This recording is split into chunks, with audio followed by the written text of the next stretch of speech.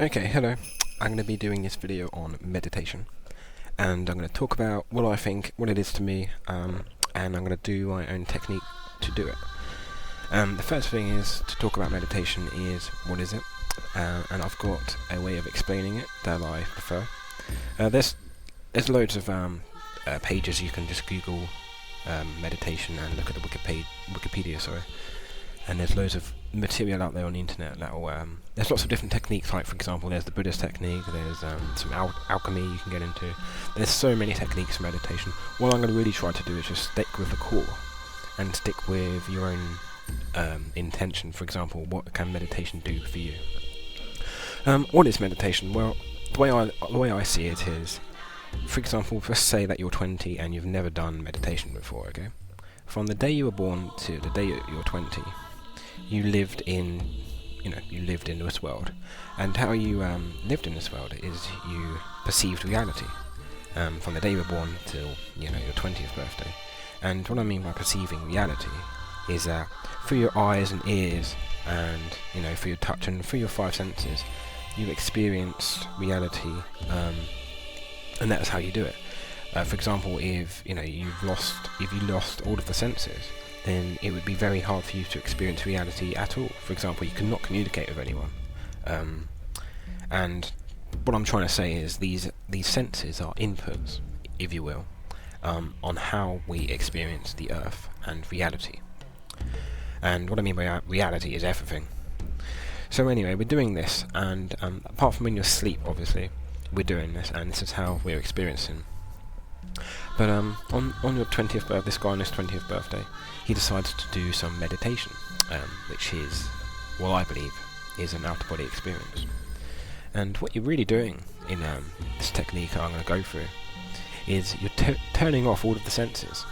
This includes feeling, touching, seeing, hearing, and we're focusing just your attention and your one self, your true self, like the core of yourself. And it sounds very romantic and a bit outrageous and a bit like I'm going nuts, but that's really what it is. And you can imagine living 20 years and always having a sense there open while you're conscious. For example, when you're asleep, you don't have your senses really picking up inputs, but you're not really conscious for that. You're just asleep. And even in your dreams, you simulate your senses. For example, you simulate seeing, simulate hearing, feeling, etc. So what this is all of your senses turned off, or at least trying to turn them off, and you're experiencing this phenomena. It's going to be completely mind-blowing to you because you've never done it. This person who's 20 has never done it before. He's always had his senses open while he's been conscious. And the senses, in a way, show you your limits. For example, if I look at my room, I can see walls, and I can through my senses I can grasp the concept of gravity. Basically, I'm just seeing limits everywhere I look. Everything I interact with, everything I communicate with is a limit. And one of the amazing things about meditation is, with no senses and no input, with nothing, there is no limit. There's no inertia to zero. And this borderlines the duality, singularity, philosophies and stuff like that, but I want to keep this very shallow. I don't want to go too deep into it all, but suffice to say that anything is possible in meditation. That's why there's such a wide range of techniques, and I've talked too much about it. I need to talk about technique. Okay, so the first thing you want to do is you want to get into a position where you're very comfortable, and I want you to be averagely smart about this. For example, if you're sitting down on a desk chair and you're sitting on one leg, then maybe after 2 minutes your leg will go numb. I'm talking about maybe even laying down on your bed, getting perfectly comfortable, and you want to get into this position.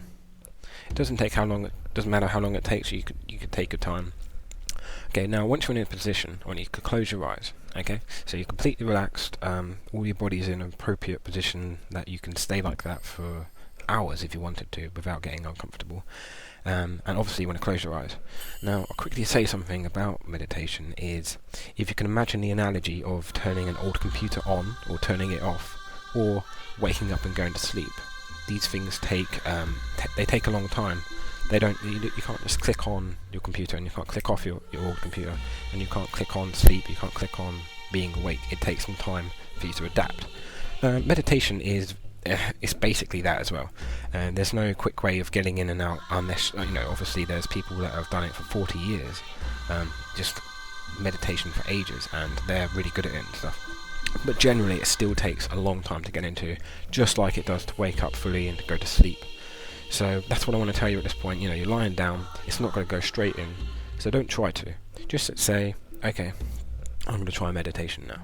Now the first thing you want to start thinking about, when you're not moving, and your eyes are asleep and you're in this position, you don't want to be thinking about external influences. For example, you don't want to be thinking about work, you don't want to be thinking about any responsibilities, you don't want to be thinking about if it's someone's birthday, you don't want to be thinking about anyone really necessarily.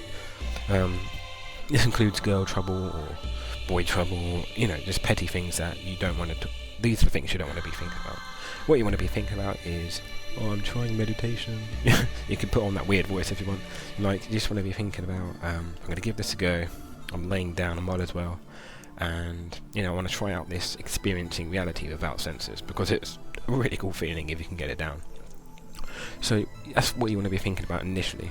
Now, what I need to stress here is that the next stage is called sleep paralysis, and what that is when you can't really feel your body anymore.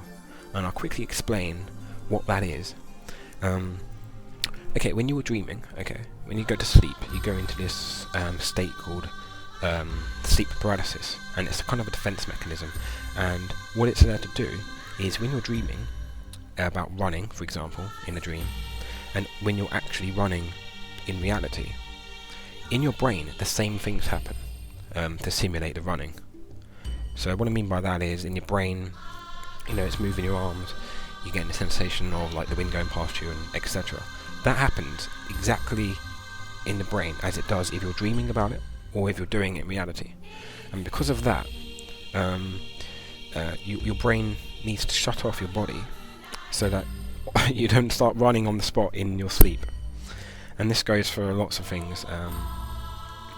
For example, don't know why this is in my head, but on the top of my head, for example, you can dream about relieving yourself in the toilet, going for number one, but you don't necessarily do it in your bed when you wake up. That's a good example of sleep paralysis and the power it has on you. Now, what you want to be doing is achieving sleep paralysis, and you can do that by just relaxing and not doing anything for a long time.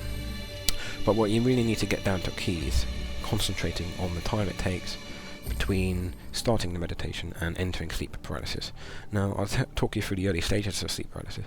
You might get tingling in your arms, you might get tingling in your limbs, you might get a sense that you want to move, but you really shouldn't. You should just keep completely still for as long as possible.